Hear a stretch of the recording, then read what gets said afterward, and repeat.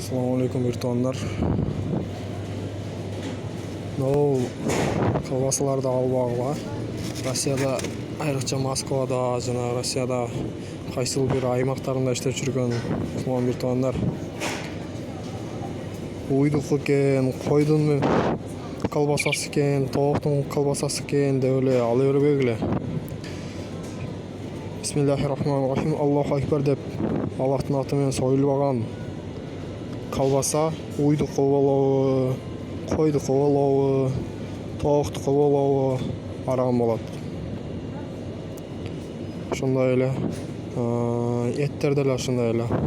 Уйдун болобу, же койдун болобу, тооктун болобу эттери бисмиллах Аллаху акбар деп союлбаса, алар дагы арам.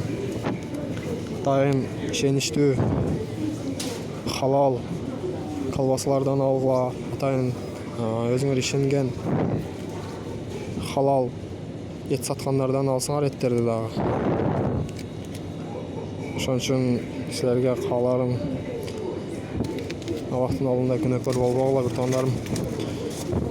Эмне дейбиз? Свинина жок экен,